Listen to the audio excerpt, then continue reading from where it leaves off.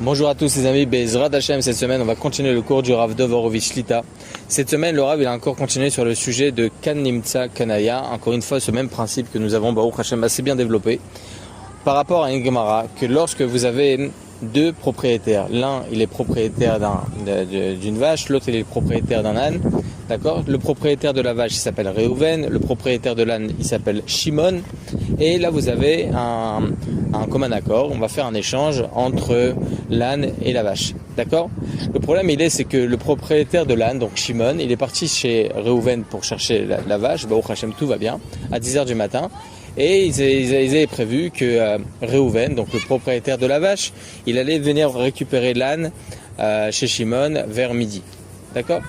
Arrive midi, Reuven il arrive chez Shimon et il se rend compte que l'âne il est mort. Voilà, affaire Kaddish. Et ce qui se passe, c'est qu'on veut savoir, est-ce que lorsqu'il y a eu la Meshira, c'est-à-dire l'acquisition de Shimon, lorsqu'il est venu chercher la vache à 10h du matin, d'accord ? Il est venu chercher la vache, est-ce qu'à ce moment-là, est-ce que l'âne il était déjà mort et donc en l'occurrence l'achat n'est pas conclu, ou bien l'âne n'était pas encore mort et donc étant donné qu'il y a eu la Meshira, c'est-à-dire il y a eu l'acquisition de Shimon de la vache, d'accord, il a fait l'acquisition de la vache, eh bien ça veut dire que l'âne appartenait à ce moment-là déjà à Reuven. Et donc à ce moment-là, à savoir quand est-ce qu'il y a eu la mort de l'âne, on ne peut pas savoir. Il n'y a pas eu de caméra, il n'y avait rien du tout. Donc comment on peut être sûr de ce qui se passe? Eh bien selon la halakha, le principe il nous enseigne Kan Nimtza Kanaya. C'est-à-dire là où il y a le safek, là où il y a le doute, eh bien c'est à la personne de ramener la preuve. En l'occurrence, il y a une marloquette entre le Rosh et le Rambam, c'est-à-dire qui est-ce qui doit ramener cette preuve? Est-ce que c'est le propriétaire de l'âne, étant donné que l'âne il est chez lui, il est mort chez lui, ou bien c'est à Reuven de rapporter la preuve, étant donné qu'on a un doute, est-ce que Béhémet c'est son appartenance ou pas? Est-ce que l'âne lui appartient ou pas? Donc, Marloquet le Roche, il pense qu'effectivement, c'est au propriétaire de la vache de rapporter une preuve, alors que selon le Rambam, c'est au propriétaire de l'âne de rapporter la preuve, parce que l'âne se trouve chez lui, il est mort chez lui. Donc, selon ce même principe, on s'était interrogé par rapport à un échange entre une trottinette avec un vélo. C'est toujours le même principe, on ne va pas revenir dessus. Bon, Hachem, on l'a déjà développé dans d'autres showrooms, mais en tout cas, ça revient au même que la vache et l'âne.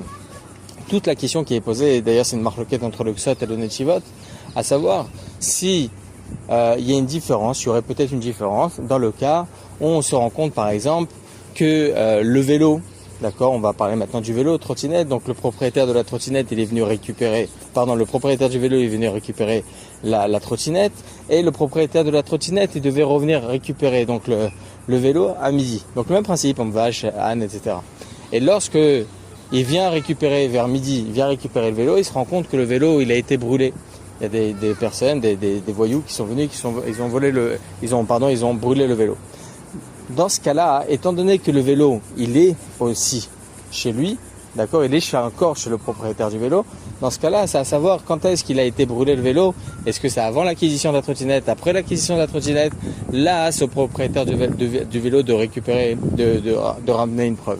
Mais si maintenant ça a été volé, d'accord, si ça a été volé dans ce cas-là, étant donné qu'il n'y a plus la chazaka, c'est-à-dire qu'il n'y a plus l'endroit où se trouve le vélo, c'est pas l'endroit où il y a le safek, c'est-à-dire le safek, le doute il est, mais pas chez le propriétaire du vélo, parce que le vélo n'est plus là. Dans ce cas-là, marloquet entre le Ksot et le Netivot, est-ce que le Roche, lequel pense que c'est toujours au nouveau propriétaire de ramener la preuve, est-ce que on dira la même chose ici ou pas, d'accord?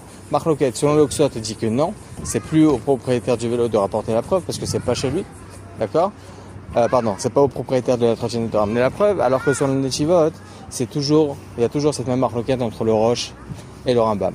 C'est ce qu'on appelle dans le principe halachique, est-ce qu'il y a une cheskat agouf ou pas une cheskat agouf?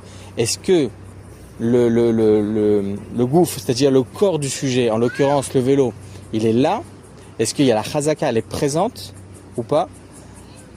Eh bien, dans ce cas-là, c'est ce qu'on dira. Est-ce que si ça a été volé, il n'y a plus cette chazaka, c'est-à-dire que le gouffre, le corps du sujet n'est plus présent, alors que dans le cas où ça a été volé, donc c'est plus présent, alors que si ça a été brûlé, le gouffre, le sujet, le corps du sujet, il est encore présent. Chazak ou Baruch, des très bonnes nouvelles, Bezrat Hashem. La semaine prochaine, on continue sur ce même sujet.